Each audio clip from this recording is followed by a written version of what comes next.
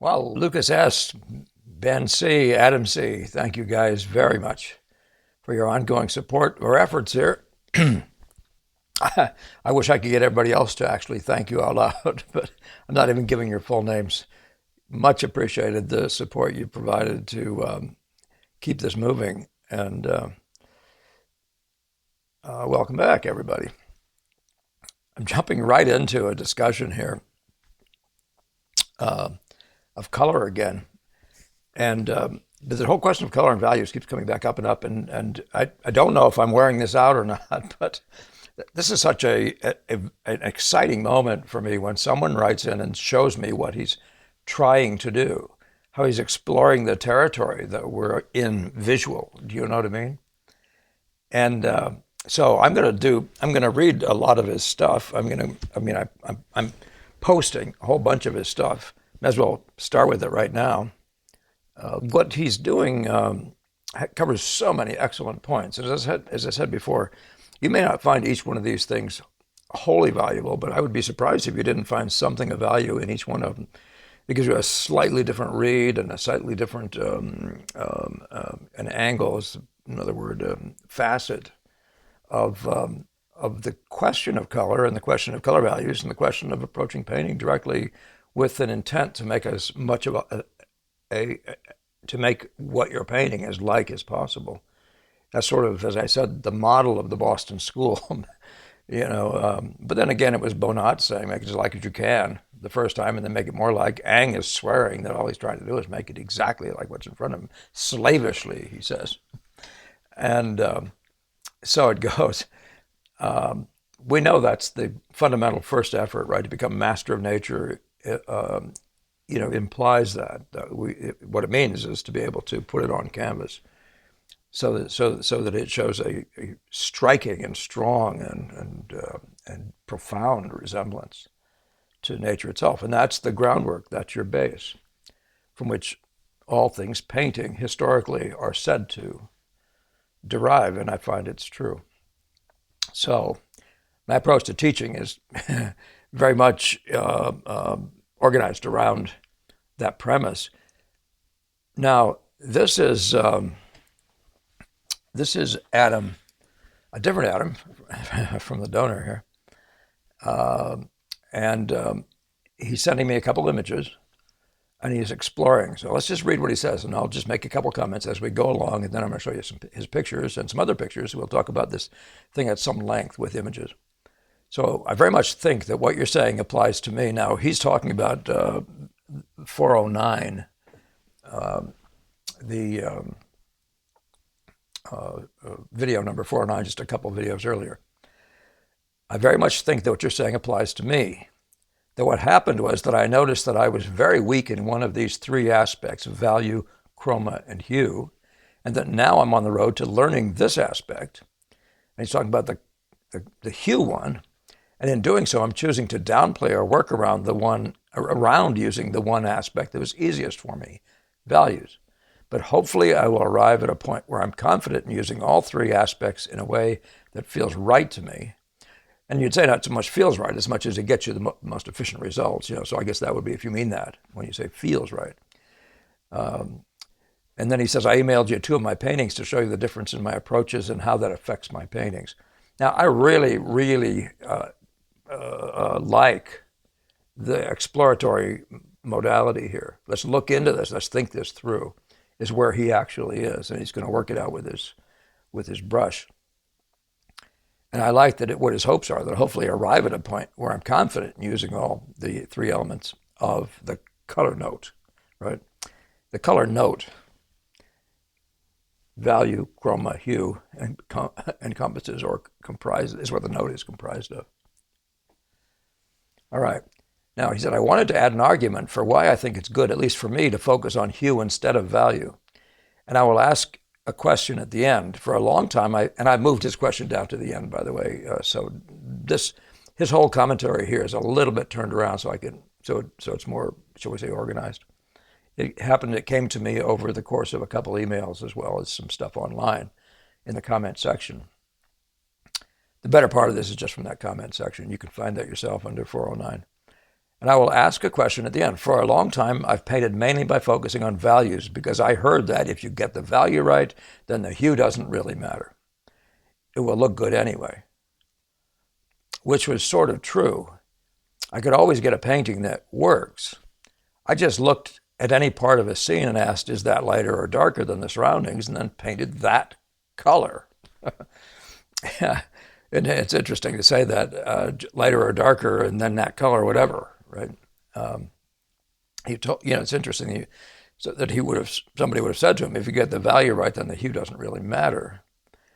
So that doesn't describe a painter who's comprehensive, whose mastery is comprehensive. You follow?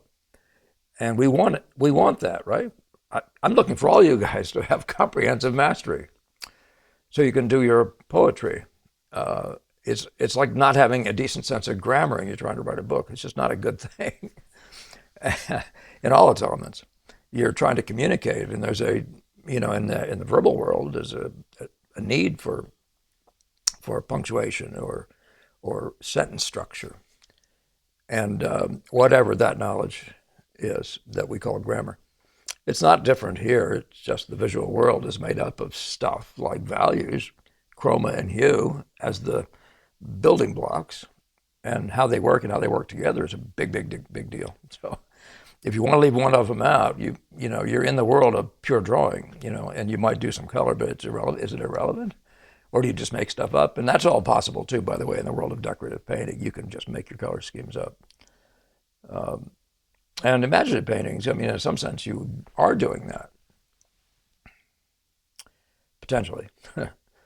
So this is the painting he's sending that fits that description, and it's perfectly reasonable in that way. It looks like it's a plausible representation, as it were, photographically by values. And I'm going to show you what I mean by that when I say photographically in a little bit, but you can see that he seems to have a reasonable value order. He's got his chief light over on the right here, and the other ones all seem to be rightly related to each other, and all that sort of thing. It does look like a grayed out painting. I don't know that nature much typically looks this sort of oddly blue. So, and I don't mean to say anything more about it except because I wasn't there and I'm not judging it. But you can see that it has this sort of metallic general quality to it, which one could see in a particular setting, but he's not arguing that that's what's happening. Adam S., I was almost calling you Adam C. But there it is, there's that. He says, now I look at the scene I want to paint. I try to lift up any darker values I see to lift up, to elevate them and make them lighter. Any darker values I see to get as small of a value range as possible. So basically a very high key painting. Now the reason for doing that is to get out of the inkies, right? Now that would be the logical reason to, if you're really trying to get color in your darks. So I really enjoy his exploration here. Then wherever I see a form turning, and where I would before just shift the value and or chroma, now I try to shift the hues instead. Now my only discussion with that is that we are dealing with a world of color values, and that's what I'm going to tell you, that there is a combination of the things that we're doing. We want the right chroma, we want the right hue, and we want the right value of the note, right? So we don't get away from that. And even if you key it higher, for the purposes of getting more life in your color, you should always key it higher if you can't get enough light into your shadows. You shouldn't paint inky shadows just to push the range. It defies the idea of the general impression thing when it encompasses the full range of color chroma stuff. But instead of saying I want to shift the hues instead, why do we have to say instead? So that's my question. Wherever I see a form turning and where I would before just shift the value, now I try to shift. She should say, and you should say, Adam. Now I try to shift the hues as well. What I've found is useful, and what I had to do to myself was say, let's try to get the values right, but make sure we don't leave before we have the hue and the chroma. And I always put the intensity before the hue itself, even though as I said before, you see a blue, you paint a blue. So but the one thing you're going to neglect is going to be the reading out, the measuring, the calculating, the relational stuff of the chroma note. And then doing that systematically with values is equally difficult with a lot of people. They think of color as blue. And before you know it, they don't know that the value of the color is a separate item and must be assessed. The chroma of the blue is a separate item and must be assessed relationally to the field, right? So this has changed everything for me, he said, though, by going to his hues instead. So my paintings have so much more life and color, and I don't get the same dead feelings as before. So he's thinking of his own prior photograph there, as I'm showing you, as dead. You could argue that I'm actually changing what I'm seeing to something else in the painting because values are different than in real life. Well, in all paintings, the values are different from real life. There is no real attempt to make any colors match other colors in real life. It's the set of the colors, the relationships between them all that is matching. So the most chromatic note in your scenario is going to always be the most chromatic note. The darkest dark is going to always be the darkest dark, no matter what. We're not changing any of that. You can't. I mean, it's the truth it's the fact of nature is the relationship, as I've said before. That's the only absolute there is the relationships of the data. But you can choose to paint a painting in a shallower chromal range. You can choose to paint it in a shallower value range. And to whatever extent you do that with hue, you still would have to maintain the relative organization of warm to cool and all that sort of stuff. But that's a different discussion. That's in the frame of making stuff up. Okay, you could argue that I'm actually, and by the way, when I say making stuff up, so here we have a painting in which we have said to get the real life in this, the real juice of what I enjoy about this is in the chroma, to get that chroma all in, to make the whole painting sing with light. It makes tons of sense to make sure your darks aren't inky, that they also sing with light. You will find that a colored shadow has light in it. Oddly enough, by definition, the colors are the product of light, and they convey that. So, but that's a pretty serious thing. You know, if you're looking at a painting, a scenario in front of you, you'd say, in general, is this a rich painting? And I've said that before, that you can walk through every painting you ever look at. There's a relatively rich painting, there's a relatively less rich, and there's a neutral painting. There's some that are down in the drabs. So frequently, that's what tonalism is about. But it's still the set of the relationships within there maintain. Okay, I think I got off track there just a little bit. Let's see. So he says, and I don't get the same dead feelings. You could argue that I'm actually changing what I'm seeing to something else in the painting. So everything you paint in the painting is something else. I mean, you don't make any attempt to match in paintings, if you're wise, because you have this need based on the general impression to get, for example, the general chroma of the painting, the general value of the painting, not a dark painting if it's not a dark day, and that sort of thing. And then, and so on. So they're set up to do that, but you can only use this range of colors off your palette, right? You can't paint the sun with the yolk of an egg, etc. Okay, so of course you're changing it to something else, but you're setting anchors and all that sort of thing right from the beginning, and you're then painting consistently relationally to the anchors that you're setting up. That's something you can see in plenty of other videos. Because values are different than in real life. And then he goes on to say, but I actually think I'm getting a lot closer to the real feeling of the scene in front of me. So you can see in those two paintings, in that first painting, that it doesn't have much life in the color. And then I believe in just a second, I'll show you that in a second, you're going to see he's getting, well, let me just jump to it. I think it's the next scene. And you can see that he's getting a whole different sense of life in the light of a sunny day. Both of them appear to have been an attempt to paint a sunny day. So let's go now in real life. So, but I actually think I'm getting a lot closer to the real feeling of the scene in front of me. Well, he'd only be he's there. He's the most capable of judging that. You say in video 409 that you can't actually separate color and value, and I understand you're right. But right now I really feel like I'm trying to separate color and value. Now that is what I'm saying I admire. That's an exploratory activity right there. And you want to do that. You got to venture out and try things and try to figure out how to break it down. It's a very good thing. It's a way of thinking it through, okay? And so he's going to explore territory. He's going to find the limits of what he's doing there, how it works, how it doesn't work. But he's venturing out to say, look, this color thing is separate, this chromal thing is separate. Let's think about it. Just see what that can, how much can I put into just that. In some sense, it's no different from just thinking about proportions versus angles, or you know what I mean, that sort of thing. At some point, you're going to find you're weak in one of those areas, and you're going to have to really spend some time thinking through how to be good at them all the time, okay? And to then incorporate them into the fuller activity of producing the drawing in that case. So if I don't actively ask myself in every moment, how would I describe this if I couldn't use value shifts? Now that one is a perfectly fine question.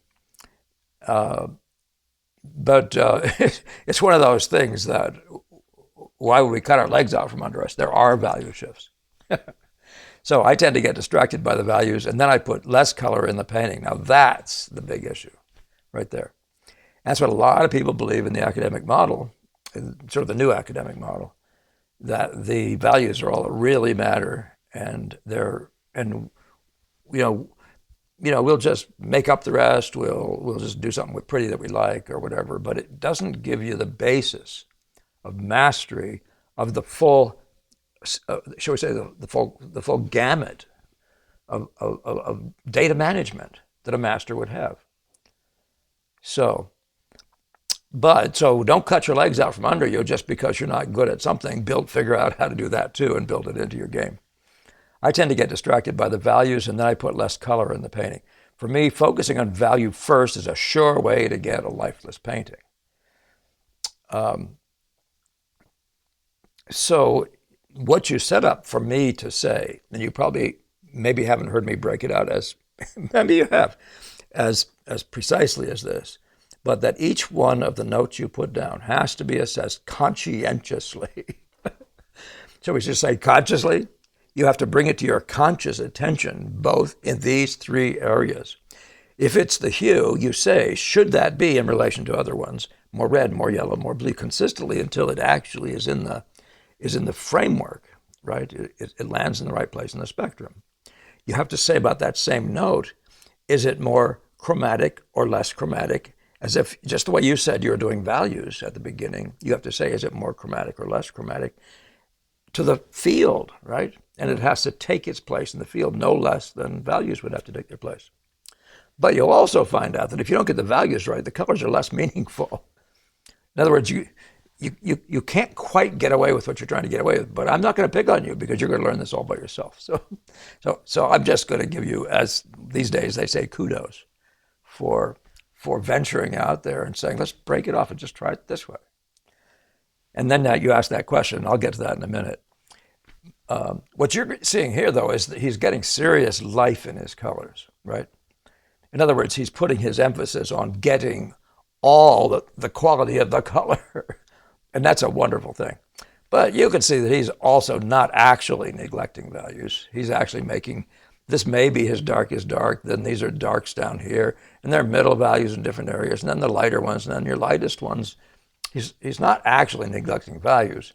Now, the stuff looks a little bit like it's floating in space, probably because he is neglecting values more than he should. And I think I can show you more about how that works in a minute. But he has one more conversation before we, so you guys can be your own judge of that. You can go back. I'm going to go back just for you so you don't have to do it. There's the one where you can see that he's stabilized. His education is becoming stabilized when it comes to the ideas related to values and drawing. But when you get down to here, you can see that he's starting the process of incorporating the life of the color. And how is it complete without both, right? Doesn't mean you can't say things that rely, for example, you can tell stories without having a color scheme, but to be master of the impressionist, what should we call it for now, the Monae / in our case, Boston School model. You really want to be a master of it all, right? So let's just go forward. I think we can pick up the movement here. One more thing, then he says. Then I found out that there are artists who mainly describe forms like how a face turns from light to shadow with more or less only chroma. I looked at some of William Bouguereau's portraits in Photoshop and saw that if I picked the colors he used in the faces, many of them never dropped to a lower value. when he paints the shadows, he only uses more chroma in the color. This blew my mind. Then I thought, what if you can describe form by focusing mainly on hue shifts? That's a question. And this has to do with what you said about no one is going to use a blue when you're looking at a yellow, because this is now basically what I'm trying to do. Now, I don't agree with you, Adam S., that at all that that's what Bouguereau is doing. There is no, well, let's just put it this way. If you reduced any painting photographically to black and white, and if you did that, and you only had color differences making up the form wouldn't show in the black and white interpretation. Do you understand? If you remove the color, I think I do it here, but I'll explain this in a second. But let me go to here. So here we remove the color. You don't see losses of form when the color is removed, which means the form is in the values, right? So don't misunderstand that. Don't misthink. Think that through, I mean to say. But I like, but this idea of venturing out there and projecting, you postulate. It's a big deal to get to the next level of knowledge, that you make postulations like that. So, thinking it through that's the game you're in. I'm very pleased to meet you. This is the way to your own knowledge base and to confidence in what you know, and what should we say, useful confidence. So let me go back here just a second, though, because Bouguereau. So here's a classic of what he does. Bouguereau is doing a face here that's cool on the cheek over here, and it's warm over here, and these values are very nearly the same, but they're not.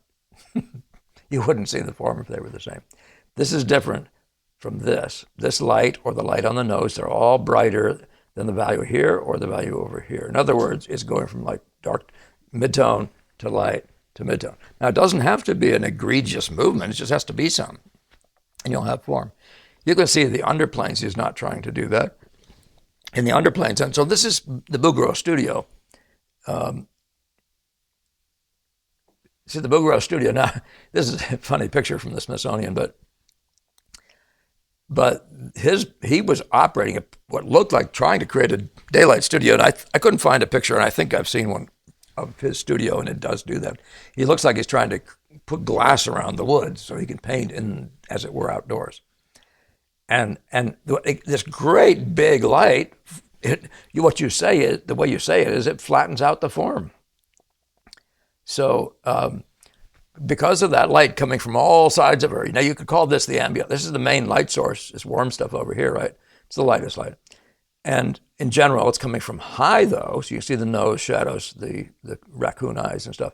That's telling you the light's coming from above, and et cetera, et cetera. And this value here being darker than anything going this way, going left to right, until you get way back at the back of the head or something, even back here, it shows you that the light is wide, but narrower from above and coming dominantly from above as the main source. So now I'm just saying that I can't identify exactly what the light's doing, but the tendency to flatten out form like this is a product of big, bright ambient light. If you painted somebody in a white room with a light on them, now, if you paint them in a white room and the light's this close as this light is to me here, this, if you paint somebody that close. By the way, I gotta thank Mr. Producer. He's rearranged us today. You've probably observed this as a nice new setup. So thank you, Mr. Producer, for putting some more time in here. He gets a kick out of doing this. Of course, he better in his field, but it's good for you, good for us. And so here I am back doing my own thing again without having to have my handhold apart from having him do that. So hey, thank you, Mr. Producer. That was a deviation, but I'm talking about how bright, what the lights can do. If you're talking about a general light that's just a little weaker on one side, or, if you're outdoors, the general argument outdoors is that on a blue day, you're going to be having cool shadows. This is the Leonardo discussion. And you're going to be, relatively speaking, right? And you're going to be having, or you might even say blue shadows, and you're going to be having warmer lights as if the sun is hitting something. Different on different days, obviously. And when you go indoors, it reverses. The lights tend to be, the blue of the day tends to make all the lights icy, and the shadows look really hot. They tend to look golden and orangey. That's all, so it is. So, but the ambient room here, there's obviously a light that's much warmer on one side and cooler on the other. but it's the values that are producing the form. I'm just saying, assure yourself the values are what produce the form, not the chromaticity. Don't think for a second that those things don't have a role to play. If you're reading again that page 17 or whatever it is in that Hale book on Vermeer, that statement about everything, it's all in the drawing. That he's just saying there's an element of play, even light. The light is enhanced by the intensity of the chroma, but the sense of light, but it doesn't mean the values are changed. But the values aren't changed by the chroma. And the values are what make it turn, right? That's a reality of light on an object, right? What gives it its form is that. It's inevitable, right? But I know you know that. And by the way, I didn't do this video to pick on you for that on that issue. But just keep in mind that the form is produced by values. That's what it is. Drawing wouldn't even be a thing if it was produced by chroma primarily. And it's not even much secondarily. Light, in a different way of thinking, not form, but light, that chroma is this huge function. So keep a bunch of that stuff in mind, okay? Now, what I decided to do, though, was to just talk about values and how to value values for a second. And we're going to talk about some other stuff. Actually, maybe I'll jump to the other stuff. Let me do that first. You asked, he didn't ask that question yet, did he? I'm gonna jump to your next question. And then I'm going to go through give you some Boston School stuff. And if I could add a question at the end, I've been looking at some of Monet's paintings, and he definitely seems to be doing what I'm trying to describe, at least sometimes.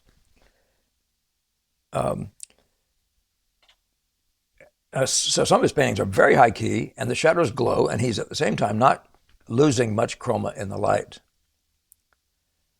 So could you mention other artists who do this? And I am actually, immediately came to mind is Henry Henschel, this student of Hawthorne's from Provincetown. He was a guy approximately Gamel's age, a little bit younger, I guess. But Gamel had also worked with Hawthorne a bit, and Brackman, and lots of people hung out there. And so the Henschel thing was an influence on guys around me, but I wasn't ever part of that. But these were, I forget what they called, he had block studies, they were just blocks on tables, like the still life down below and the one above. But you can see here that he's really, really elevating the values of the darks. But he still has a value range. You see what I mean? So yes, it's true that the higher you elevate the darks, let's say the lighter they are, the more color they can hold. Well, within reason, of course. You only have to get so much lighter, and you'll be out of strong colors. That's one of the beautiful things about the Boston School indoors is they get light in the shadows. It's a necessity, but they'll be painting in a darker range. You won't go indoors and do that kind of thing. It will be counterproductive. Although some people have, and it works on some level. So, and I'm thinking of someone like Richard Miller or Frizica, people like that. And I want to say both those people had a connection to Hawthorne too, but that's an interesting question. So you can see here that these are other people that do the same thing, and then I'm going to show you the cathedrals by Monet, probably what you're even thinking about, where you can see everything here is being done by the value and the chroma and the hue of the color in that same sense as that he describes it, an oblong of yellow here, a square of blue there, or whatever. But it has that feeling of being almost, so to speak, not drawn, almost floating. And that, I think, is what the Boston School and most people who worked under or around Monet were trying to correct in their work, that there was an element that is contributed by what happens where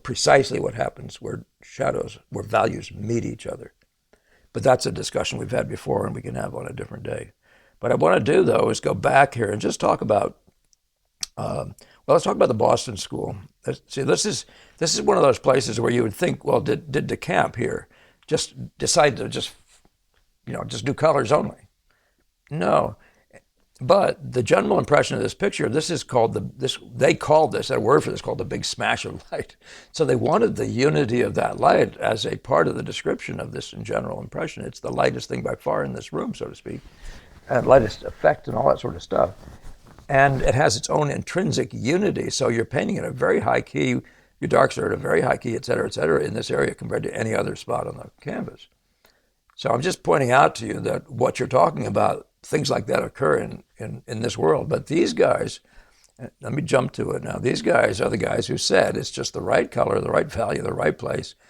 Easy to understand, hard to do. They didn't say it's the right color in the right place. They didn't say it's the right chroma in the right place. They said it's the right. So this is that thing, the right color, the right value. Okay? So there are plenty of places in here where if you blur your eye, you'll see these values are the same, but the colors are different, right? So so our world comprises, as we've said recently, is comprised significantly of the idea of understanding lost and found. Real lostness is a factor in getting data to, shall we say, not separate or to create. And then contrast does this other thing, and we understand all that stuff, that high contrast, from Leonardo, that high contrast creates a foreground element. The further you get away, the lower the contrast of the very same things. As you would say, like the trees back here, they become less dark and they become less light as you get further out here. So, you can sort through what I'm saying based on just looking at pictures like this, where these guys aren't just making that decision to just do color. But for exploratory purposes, I'm really pleased. I'm really delighted. I'm delighted to hear that. And I would extol you as an example of what I hope everybody's trying to do to work this through. It's more than thinking it through, but thinking it through is what you're doing. But you have to work it through with a brush, and you've done that in your two images. So I'm extremely excited about all this stuff. I just wanted to add this at the end, not what you were asking for at the end, but let's just not forget what values do. Both of these pictures would lose their entertainment value, at least in significant part, if it weren't for the values. The size of these spots that are made by darks on light, middle tone on light, middle tone on dark. This whole data world, never underestimate, and I don't think you do, but never underestimate the importance of values to produce this thing we call spotting, the distribution of spots. You can say painting now, making a likeness, that's what we started talking about. You just making a likeness what's in front of you. But when it comes down to why we paint and that sort of thing, once you understand values, you understand the play of values. Now you're into the music side of this thing. So just don't neglect any of the stuff we're talking about. Think values through even further than just what values are when you're making a likeness. And then you'll be introduced to a gentleman like Benson here, or even to Whistler. So, yeah. What's not to love? This is what values produce for you. They can create enormous kinds of mood qualities and all kinds of stuff. Be good at it, but be good at hue and be good at chroma.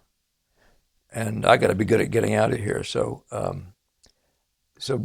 Adam asks, thank you very much. The extended, we put a lot of words out. But it was, every one of them was significant. Every one of them was important. So. Thank you for doing that. And anybody who wants to take an example from this, if you're working on something, I really would like to hear from you. And if possible, see your picture, see your work, show your work. So, yeah, maybe I don't have anything else to say. Maybe it's all said. Maybe I'll think of something 5 minutes from now. But for now, we're over. So I hope you guys all have a great painting week, and I'll see you next time. I thank you again for your donations, guys, and for your continuing donations over this time to support our efforts, and everybody for commenting, sharing, and liking, and all the rest. Keep it up, please, and yeah, we'll see you in the next one.